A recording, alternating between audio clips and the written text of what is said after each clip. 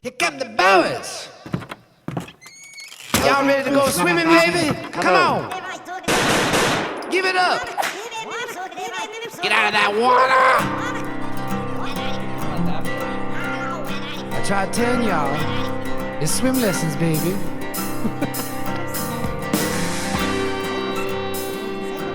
Mi familia, hello and welcome friends to another episode of Swim Lessons. I am your host with the most, some days, Dallas Hansen. And please, for the love of all things good and great, go and subscribe my YouTube channel, Dallas Hansen. It would help the show out a ton, as I've had a few friends reach out and they go, hey man, you need more YouTube subscribers to get your show out there more. Which they are right, and I've never really went into that deep, but this takes a lot of work, and now I got to ask and make sure you subscribe on YouTube, like the videos, share them with friends and family, whatever you got to do, but just please subscribe. It'd help out the show a ton, and just know I appreciate that. But my guest today is the great and powerful Josh Borm. Josh has been a great friend for many years. We played college football together, coached basketball together at New England High School. I got to be the best man in his wedding, to all his other friends. JK, and now we are going down life's path of this sometimes troubling but very yet rewarding life. Josh is a teacher at Bryan High School in Omaha, Nebraska, and also an assistant coach in the football team there. We talked stories and caught up, and he's someone I truly enjoy, really do. And he's a great guy and funny dude, and just somebody I remember from the day we met. I was like, this guy's going to be one of my best friends. But before we get to Bormy, we got to talk about, this guy, oh my goodness, it's PSP Network, everybody. PSP Network. It's game day. They've been promoting student athletes since forever. And right now, dramatic pause, they are in baseball and softball season, so make sure you check out their schedule of events on their website, psp.network, or on YouTube at PSP Network. Shout out Nick Holberg and his team. They do an amazing job, and we are very appreciative of the sponsorship. And hey, football season's coming up. It's coming. I can't wait. Make sure you subscribe so you know what's going on with PSP Network. They're on YouTube at PSP Network or their website, psp.network. Next up, I just talked to this company last week. They're going to bring Noel Dally Boy back on for some play-by-play coverage, and that is Game Day Media. More than a game. Your leader in live video sports coverage in Northwest North Dakota. At Game Day Media, our goal is to expose, support, and promote the best athletes that North Dakota has to offer. Subscribe to our channel at Game Day Media ND on YouTube, or find us on Facebook at Game Day Media for schedules, quick links to games, and stats. Everything you need if you're a student athlete, the parent of a student athlete, the aunt, the uncle, the cousin, anybody who loves their student athletes, you gotta check out Game Day Media, and heck, check out PSP Network too. But Game Day Media, more than a game, and we're excited for football season. It's going to be here before we know it. And hey, I've still got merch available on www.dallashansen.com, and this next company, without their sponsorship, it wouldn't have been possible. And that is BSN Sports. Since 1972, BSN Sports has helped area sports teams look their best as they strive for their goals and dreams. They provide apparel, uniforms, and equipment for teams in nearly every sport. Local service with a national reach, that is BSN Sports. Contact your local BSN Sports representative for more information. BSN Sports is a proud sponsor of Swim Lessons, the podcast. And I love food. I've been on this diet kick, but I still love food. And if you're in Northwest North Dakota, you're coming here for the summer, checking out how great things are in God's country, make sure when you're in Williston, you stop by River's Edge Bar and Grill. They are known for offering the best happy hour in town. Ooh, I like that. Providing unbeatable deals. Ooh, I like that. In a lively atmosphere. Guests can also enjoy a variety of entertaining activities, including bingo, trivia, and the very popular Name That Tune. Come on down to River's Edge for great drinks, great food, and great fun. And last but not least, oh my goodness, I love these folks. Glosso Angus, a proud sponsor of Swim Lessons, the podcast. Glosso Angus is your premier source for registered Black Angus cattle since 1973. It's been a minute for Glosso Angus. Glosso Angus cattle showcase dominance, durability, and docility, and are built to thrive on the northern plains. Check out glossoangus.com. That's GLASOE, angus.com. Again, thanks for everybody tuning in. I love this show. I love doing this podcast. It means a lot to me. And when I get to sit down with good friends and catch up and get to show you all how the conversation went, it's special. And here we go with the great and powerful Josh Borm. It is so good to see you, baby. We're here, Dude. Stephen Cook's wedding. It's been too long, though, since I haven't seen you. Yeah, I mean, when was the last time? Oh, at Meyer's wedding. Meyer Bond's wedding, which was fun as well. Yeah, a couple months ago.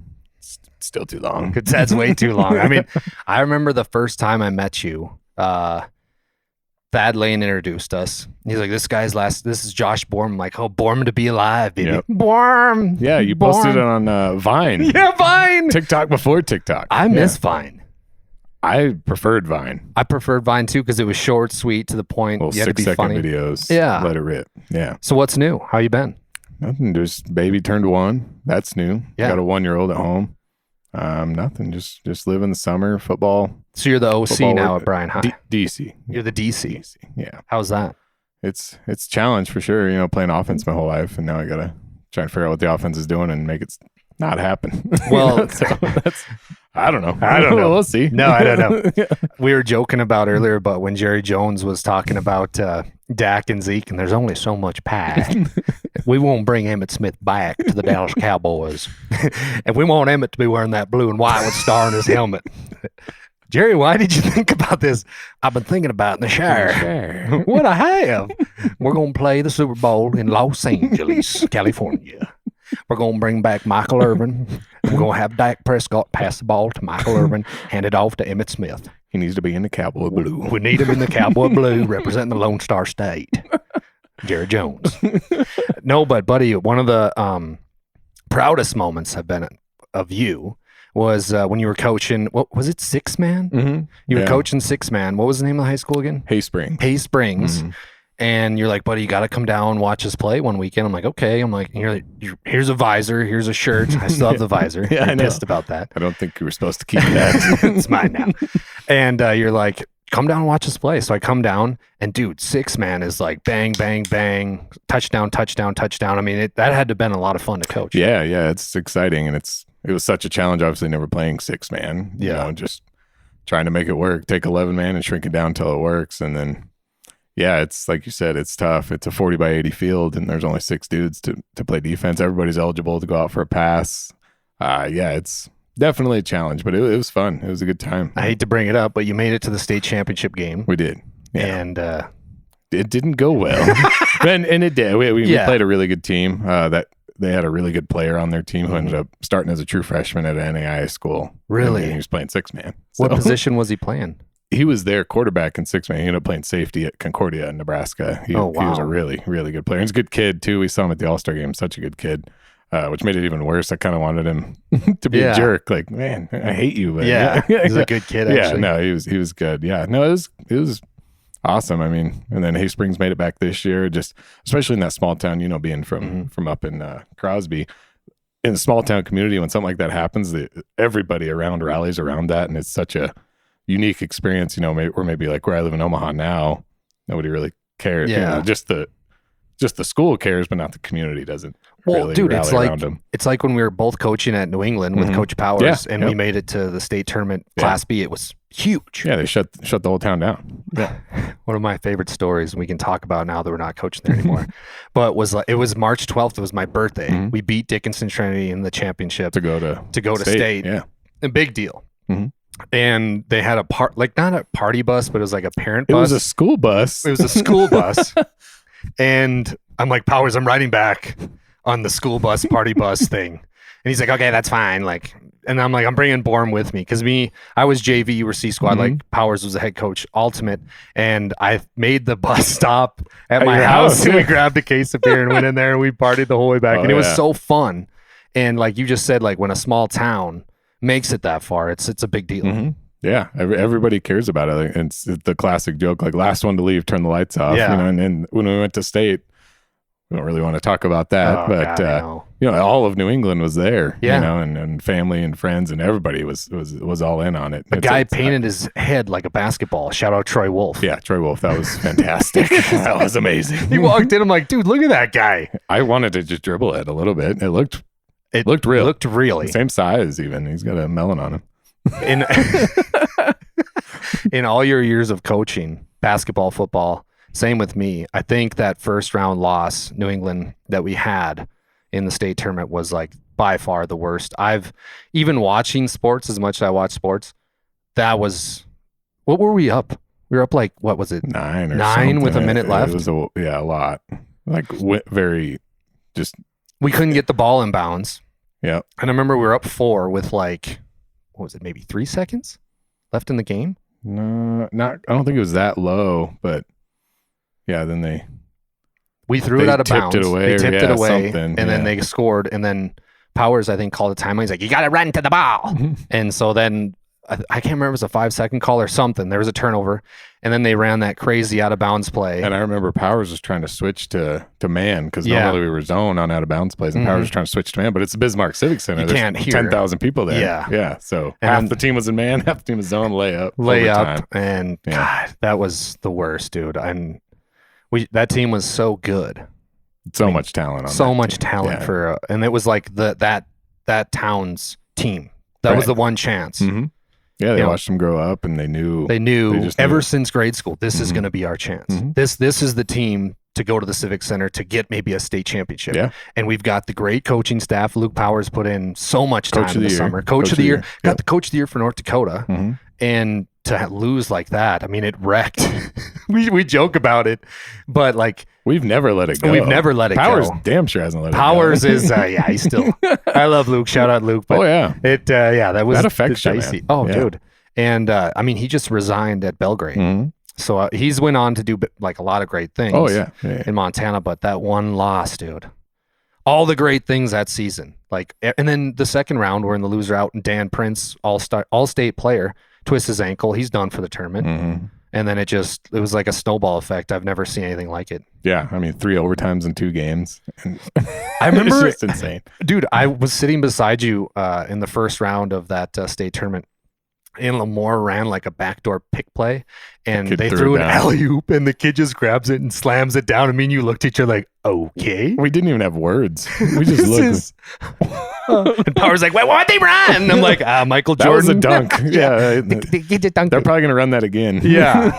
But that was so, and one of the things that as I got into coaching and did my stint at Divide County, one of the things I really enjoyed about Luke was he really took into effect what the assistants had to say. Ever since like when I was a C squad coach before the JV, he'd call a timeout, like a full timeout. First 5 to 10 seconds, he'd go, "What do you guys see? Like, honestly, what do you see?" Yeah. And I'd tell him, "Well, I think we should go to 1-3-1. We're kind of getting beat on a few spots. Let's go to X. Right. Let's go to, stuff like that." And then the rest of the time was talking to the team. And he was really smart about that because he'd like give the kids a chance to sit on the bench, gather themselves, and then go into either an ass chewing or like, some fundamentals. And you don't find that with every coach. No, and I think what's important and what's lucky for Luke, because being a head coach, it's hard to find assistants that you can look to and say, what do you think? Yeah. It's not just, you can't just hire anybody and say, what do you think? You have to trust those people. And as an assistant, you have to earn that trust. And I think the way, before I got there, you and Dahlman and Wiggs, and then I showed up, and I think we had just such a good relationship that he could trust that we, our opinion or whatever we had to say, even though if we're a little dumb sometimes. But. Oh yeah. But like everything I learned from him, I applied. Like I took a lot from my high school coach when I was playing, but a lot of the schemes and stuff I took from Powers and made it applicable to the program that I ran at Divide County. Yeah. Like it was, and 1-3-1 was X, orange was 2-3. It was all the same. I did the same thing, and all the out of bounds plays. All the out of bounds plays, A, B, C. Yeah. One of my, and this is hands down my favorite story. And it's weird when you look at those times and you don't realize you're living in the good old days till it's over. But like, I remember thinking back because we all knew like that was our last season. Like I graduated, you were close. Yeah, I was transferring. Yeah. We were both done playing football. Luke was like getting job offers. And we went after practice, went down to Golden, it wasn't Golden West. It was the other bar. What was it called? BAR? Yeah, the BAR. In New England. Terry Young. Shout out Terry Young. Yeah. She was bartending. We always go down and after practice kind of talk about practice and what did you think? Had a few brews. And then I can't remember if it was before the regional tournament. Powers was like, all right, let's go back to Dickinson because it's like a 25-minute drive. We hop in the car and there was like a empty bottle there, and he's like driving down the highway, and he goes, if I hit this sign with this bottle, we're going to state. And he throws it out, and then it's night, and we drive by the sign, we just hear I'm like, dude, we're gonna beat Dickens and Charity, we're going to state. It's happening. It's happening like that. I look back on that now, and it's like, man, those were so fun. Yeah, and I never really knew I wanted to be a coach. You just asked, do you want to come make a couple $1,000 and coach? Like, I like basketball, of course, and that's what made me want to be a coach was that season, just as how fun it was. And obviously the success helps, but just beyond that, just how fun it was in the relationships we were able to make with each other and with the kids, and just like, again, the community involvement was just, that made me want to do it my whole life. So yeah, that was a good year. We had the ultimate guy on our coaching staff, Bruce Bender. You want to run the floater. Now don't reverse it too fast. Don't reverse it too fast. You got to let the floater. Ty's going to be running. Dude, but even Brady got hurt or whatever this last fall. Like he slipped and fell outside, got the bad stuff. And I went back and we talked, and I was driving down to Deadwood for a bachelor party. So I stopped New England, saw him and saw Bruce. And it was like, we just picked up where we left off. And that's how you know you're good friends. Well, not only that, like that's how you know that was so special. Like, again, obviously, first time since 97. So 17 years. First time we went to state. It's a long time. And so that alone was special. But just the memories and how, like you said, you could pick it up right away. Like, that's what's special. Oh, and, you'll never forget that stuff. Of course, you're never going to forget losing in double overtime in the first round either. No. But you'll remember the good stuff as well. Yeah. Well, it's so hard to make it to state. And back when that, like, I don't know if you know, but now in North Dakota, there's 3 classes. Oh, no, I didn't know. So back when we were coaching, there was only, well, there's still 3 classes, but they kind of altered it so it's easier for Class B teams to make it. So if you get 3rd in regionals, you can have a challenge game to make it to state. So it's like a lot more, like teams like New England would have a better chance, or like South Hart when we were coaching, they would have had a chance to actually make it to state. So makes a lot more sense. Speaking of South Hart, can we talk about that? What's that? When we were playing it? I actually, when I did a podcast with Coach Pruitt, I told him, I'm like, there was some kid, like, okay, so to set the scene for everybody listening, there was a big rivalry between Greg Pruitt and Luke Powers, like a huge one. Personal. Yeah. They liked each other, kind of. But they, it was a rivalry. They just want to like one up each other. They wanted to one up each other. Who's better? Yeah. They were like the young guys, guns gunning for each other. Okay, so South Hart, we had to play there. I think it was on a Thursday night. Yeah. New England rolls in, and in South Hart's gym, they have a stage on the end of one of the hoops. And the bands played there before the game. And then they let people just kind of file in once the band left. Bunch of student sections. Yeah. And the gym's packed. And shout out Kenny Chaos, who was who's about that. Ex WWE wrestler, like huge dude. Insane. The only person I remember seeing, and there was New England fans there, don't get me wrong, but he was wearing a bright orange shirt, like sitting front row cheering loud. Well, and no one would mess with him. Dude. Yeah, nobody's messing with that guy. So it gets late in the 4th quarter. And I can't remember if South Hart just hit a 3 or something, and Powers called a timeout, and he was flustered, and the gym is rocking. I don't know if I've ever heard of it. Yeah, dude, they were hitting shots from like half court. It was insane. They were just letting it rip, and they were making them all. We were like the guys to beat. New England was the team to beat. Yep. And Powers is calling his timeout, and again, we're talking, and then he starts walking the huddle, and this little kid just looks at him and gives him the 1-finger peace sign, like flips him off. And I'm talking like a 4th grader. Little kid. Yeah.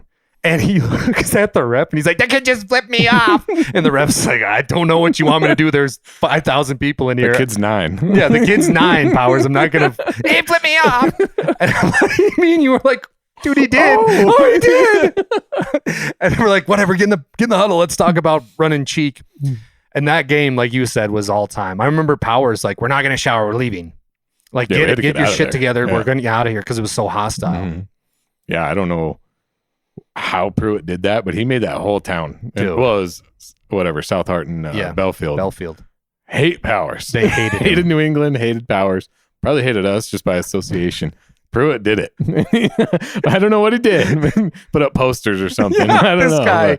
They hated New England and Powers. Yeah. Oh, which was fun. That made it even more fun being the villain a little bit there. Like we won the into game. Their place. Yeah. It was close. It was a very good game, but we ended up winning. And Luke, I remember coming out of the locker room. Great win. Get your stuff. We're leaving. Let's go. We're leaving. And everyone's like, well, I want to shower. We're leaving. Nope. Gotta go. Don't even take off your shoes. We're leaving. Pull the McCoy. Yeah. We gotta go. It's time to go. We gotta go. We're not friggin' potty.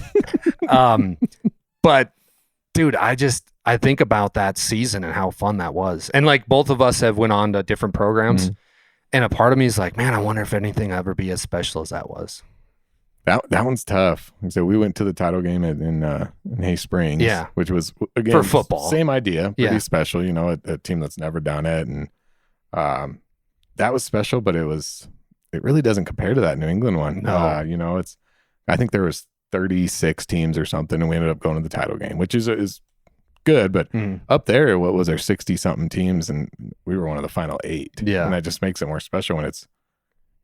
Growing up in Wyoming, there's 10 teams in your class and 8 make the playoffs. It doesn't feel as special when it just really felt like we earned it. We had to beat, Trinity, South Hart, Hettinger, Scranton, Hazen, Beulah was in it. Oh my God. There was a lot of it wasn't handed to those kids in New England. They earned it for sure. So I think that makes it even more special. And well, I don't know about you, but I keep in touch with all those kids we used to coach. It was fun.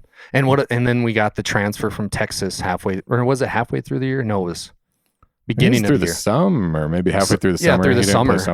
Through the summer, we get a 6'7" transfer from Texas. Sophomore doesn't even know what's going on. Yeah. Cody Holt. Yeah.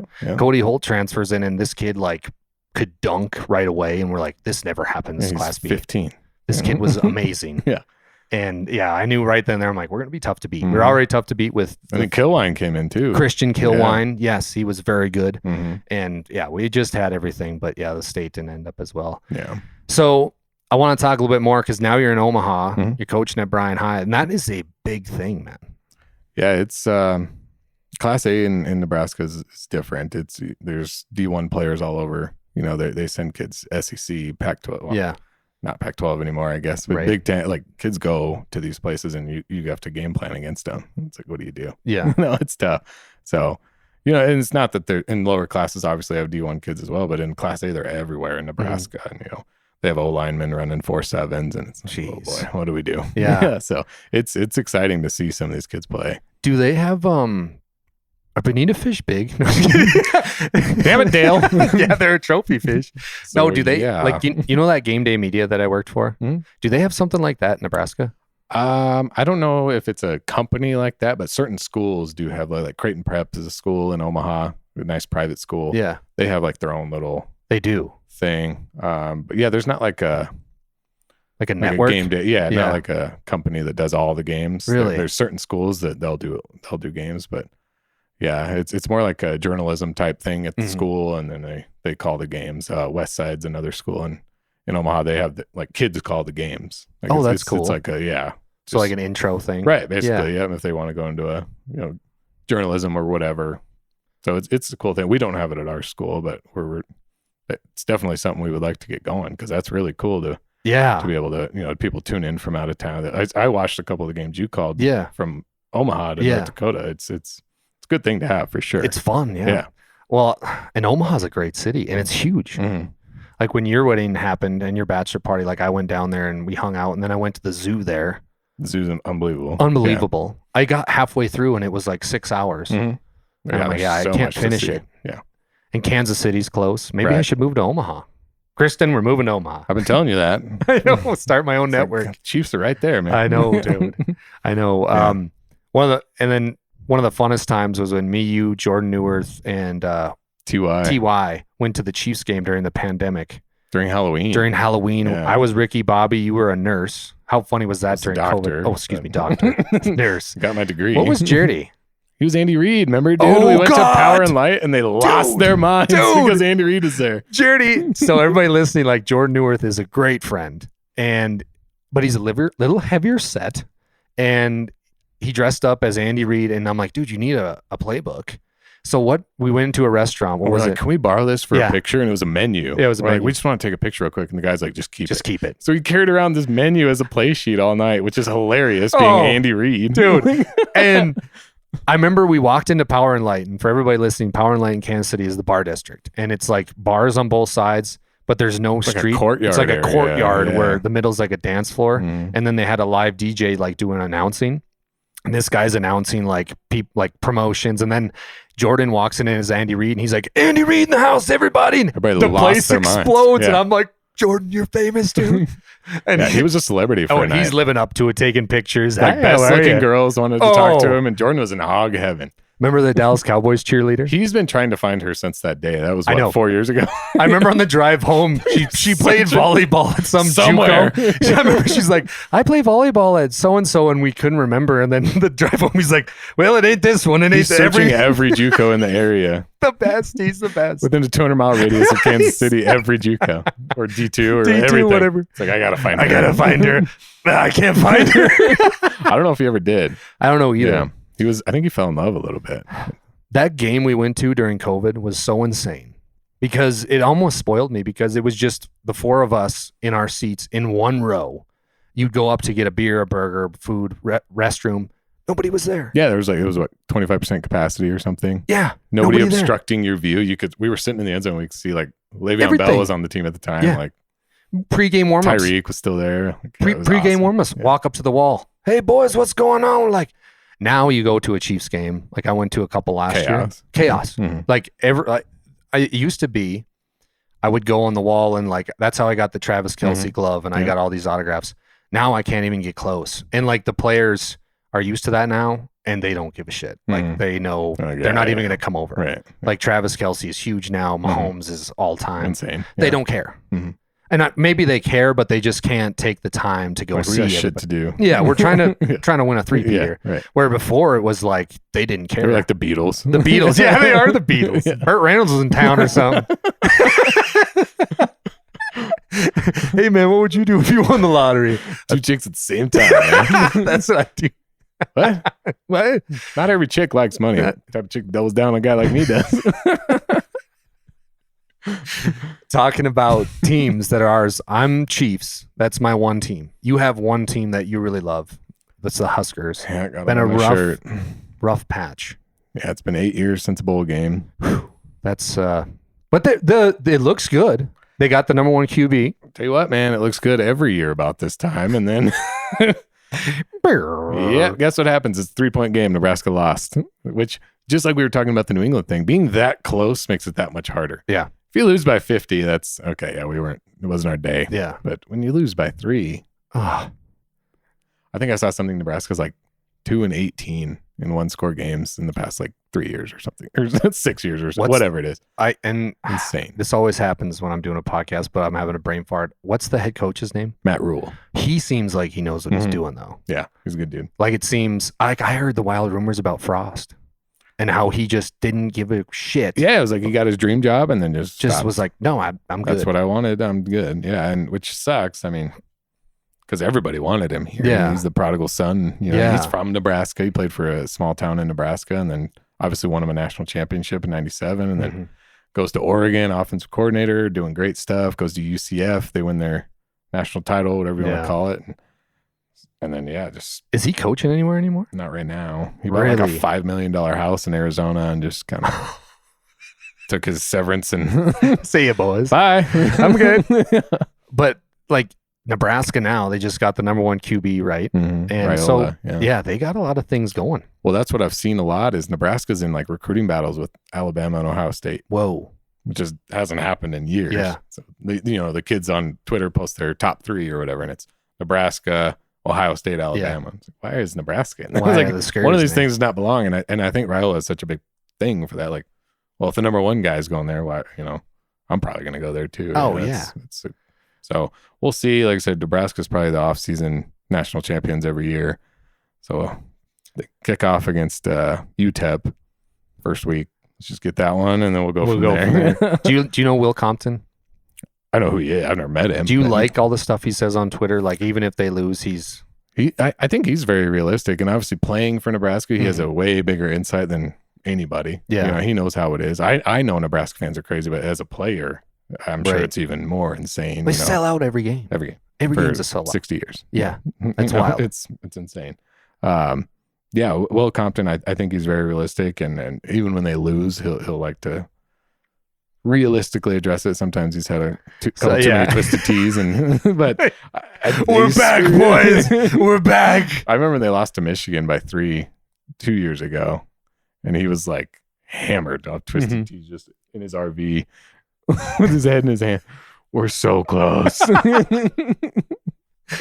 A friend of mine who got married a couple weeks ago, her and her husband now, Zach and Alicia. Alicia's she's like you, like a diehard Husker, like take them to the boneyard. And when she got introduced for their dance, she's like, "Hey, I want you to introduce us on the mic." I'm like, "Okay." And she's wore a Nebraska Huskers jersey into the like reception. Wow, like that's she's a diehard, yeah. bro.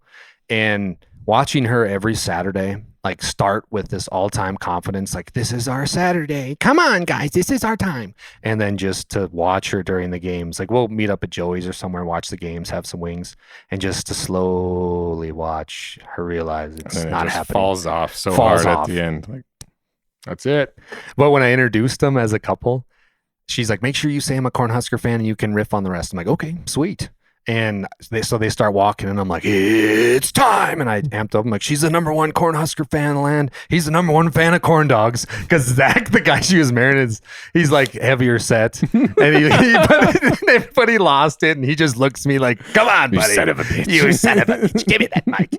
But it was awesome. But the Husker fans are special people because you guys are very loyal.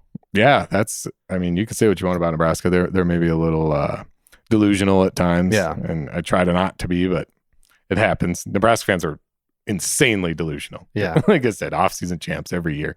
But they're showing up. And Nebraska hasn't won 6 games in 8 years, and they're there every day. Every day. They're all over the recruiting. They're happy to have these kids. They'll be at every game. They're tailgating every game. Yeah, it's they're dedicated, loyal, like you said, which can't fault that. And that's a good recruiting tool, I think, as well. Like this place is going to be full every Saturday, no matter what. Well, if they do become successful this year, don't do what I did. And like the Chiefs were madly successful, obviously back-to-back Super Bowls.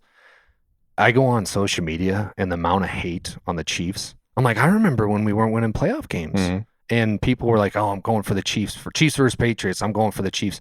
Now the Chiefs are like the Patriots. Everybody hates them. Yeah. And everybody on Twitter, the refs love them, like blah, blah, blah. I'm like, shut up, And one guy on the Super Bowl, I don't even know why I went on Facebook, but I was on Facebook, and the guy cropped out a picture of Andy Reid getting pushed by Kelsey, like that moment. Yeah. And he's like, "Travis Kelsey should be banned from the league for a year." And I'm like, so I start going in on him. I commented, I'm like, "Dude, like shut up. That is not how this works." Was it a bad thing to do? Yeah. Should he probably not have done that? Yeah. You can't ban a guy for a year for a disagreement, being hyped up during the biggest game in the world. Like, what do you? And then he goes, "So you're telling me as an ex-high school coach, you'd be okay with that?" I'm like, whoa. Not the point. The guy's 34 years old. Andy Reid's 50. Like, it's difference between a 16-year-old kid. Professionals. They're professionals. They work year round together. Like, it was a screw up. I'll give you that. But sure, don't compare this to high school. And so stay off social media, Betty. That's something like what you were just saying, that a casual fan that I try not to be really hard, but I probably get caught up in it. We don't know what's going on behind the scenes at practice, in meetings. Right. We have no clue. Everybody is a professional offensive coordinator at home. Yeah. You don't know what's going on. You don't know practice. What they're doing. Like, I don't either. And I try to check myself on that, but I'm still guilty of it. Oh, dude. There's so much that goes into an offense or a defense or a game plan and whatever. Like, you don't know. Everybody wants to fire the coach. Yeah, fire him. Yeah. What are you talking about? Yeah, that's enough, buddy. Yeah. That's enough. Well, listen, buddy, we've been at this for 28 minutes already. So swim lessons, podcast about overcoming tough times. Obviously, you're a best friend, great friend. What's something you'd say to yourself when the chips aren't falling your way and you got to kind of overcome some stuff? And I mean, you've been around the block, coached a lot. You're a teacher. What's something you say to you or your kids when they're kind of up against adversity? It's kind of bad things happen, and you can't just sit there and lick your wounds and just take it. It's what are you going to do about it? That's kind of the biggest thing and I try to tell my wife that too. She gets really anxious all the time. Well, like, what are we going to do? And there's always an option is basically what I'm saying. And maybe it's not the best thing, but there's always a way to make it when life gives you lemons, whatever the cliche you want to use, but there's always a way, you know, and that's kind of what I always say is, yeah, this sucks, but we're going to get through it and we'll find a way through it. And we're going to be stronger for it. That's probably the biggest thing that we did it as college football players, even as high school players, things suck sometimes. Yeah. You got to get through it. They do. Or it'll define you and you won't get through it. And then you're not going to go anywhere. So like I said, I don't know that there's anybody that has been like, oh yeah, no bad things have ever happened to me. That's insane. That's not a thing, you know. Bad things happen. What are you going to do? So, Right. and that's something I always tell my like football team, like, how are you going to respond? Like, they're going to gain yards. They're going to score. Like, what are we going to, you're just going to let it, happen? Is it going to get worse? Are you going to, dig your heels in and stop? Like, what? And that's just a metaphor for life. I tell the kids all the time, like, this is as easy as it gets. It doesn't get easier than playing high school football. It's hard. It is super hard, but it doesn't get easier than that. Life is way harder than high school football. So, if and you're the same way, if you can take those lessons from football, that's why it's so important to me. I probably wouldn't have went to college without football. Yeah, me I neither. would have been done. Yeah. Screw school, I'm done. But just those lessons you learn from that game, that's why sports are so important to me. It's not about the game. Yeah, X's and O's are great, but the other lessons you learn from that, that's one of the biggest ones, is you have to respond to adversity. You can't just let it keep you down. I like it, buddy. That was great. That's what it is. And we almost quit this without telling a Lane Millay story. We have so many. Oh, yeah. How much time we got? We got all the time. I'm We got just 6 worried about hours these left. cameras quit. When we were driving down, we called each other and we're talking. One of my favorite Lane stories is after 2 days, we had the big rookie party and it was fun as heck in Dickinson, and Lane's like, "Hey, let's go out to the lake, Buzz." We're like, "All right, Lane, let's go." We hop in the car, we head out to the lake, had a sober driver. And Lane's like, "All right," and we just hear him dripping down, and we just hear his feet. That's the best part. I wasn't there. Oh yeah, So you saw all this, which is hilarious. So tell that story. we're like all standing outside the car, like, "Man, this lake is nice," and we just hear his feet Along the pier. heading down the like boardwalk, and then you just see him like, "Here we go," and he jumps in, does a dive right by the boat ramp, and you just see his ankles go down. I'm like, "Hey, wait, that's a boat ramp." And you just see his ankles go, flip, flip. And then I'm like, that can't be good. He comes up, his face is all bruised because he did a dive into the like Concrete. shallow area. And he comes up, he's like, "I fucked up, boys, and fucked up my face." It's like, "Oh God, is it bad?" I'm like, "Goo! Look at that." Dude, that's exactly what happened. Because like I said, I wasn't there. Then you guys came back to your house. Yeah, and you Lane were was there. just like, he got in a bar fight.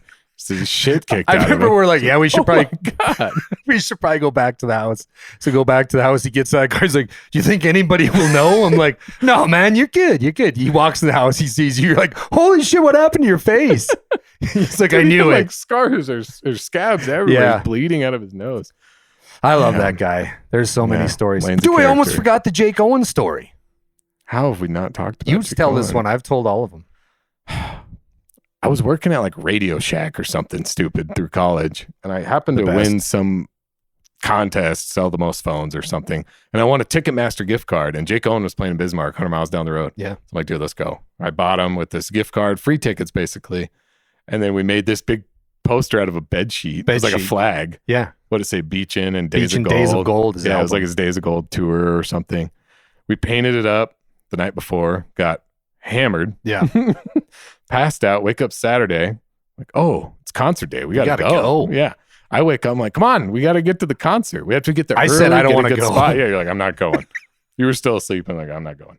Like, dude, we have to go. We made this Jake. flag. It's Jake. Yeah. And you're tweeting at him the whole way over to Oh, Bismarck yeah. because you're like, all right, but you're driving. Yeah. So I'm driving and you're tweeting, Jake, we're coming. Jake, we got this big flag. Jake. You're like, at Jake Owen. And I don't know, half an hour we're there. And you see like over at the corner of the Bismarck Civic By Center. the buses. You're like, is that him? I'm like, no, I don't think that's him. You lift your drink up. Hey, Jake. And he throws a little wave and drives over in this Yeah. golf cart thing. Yeah. It's like a golf cart SUV. It had 3 rows. It was something else. And we just like stare at him. Yeah. When we first got there. And like neither one of us knew what to say. It was insane. And it was him. He was here right Yeah. in front of us. And you're like, do you want a beer? And he's like, and I thought he was going to be like, no, I can't. Yeah. And he was just like, I love a beer. Yeah. Dude, I've never moved so fast. I ran to your car, Yeah. grabbed one, opened it for him, shaking. Here you go. Here you go, Jake. Yeah. And I still couldn't talk. I don't think I said a word till the end. Yeah, and I'm like, come on. And I remember I kept looking at you like, come on, buddy. Like me and I Jake was just like staring. me and Jake Owen are talking like we're old best friends, and we're like, yeah. And then Jake Owen's like, well, I gotta go, boys. And we're like, can we get a picture with you? And he's like, I want a picture with y'all. I'm like, oh. So we took a picture with him with our flag, Put on his Instagram. put it on That was his sweet. Instagram, Yeah. and then we took our picture, and then you finally piped up and you're like, hey, Jake. And I'm like, oh shit, here it comes. He's like, yeah, what's up, man? You're like, hope you rock the roof off this motherfucker. And he's like, We'll try. We'll man. try, man. Speed's off. I'm like, damn it. You blew it. I think I just had my hands on my hips. Like, That was all time.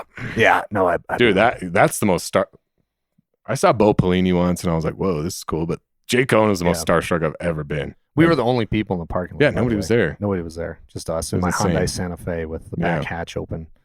Listening to Jake. Flag sticking out. Flag sticking out with bamboo sticks on each side. Yeah, why did we do that? Oh, and then we grabbed the beer that he had. I still got it at my house. You grabbed the beer and kept it, cropped me out of the picture.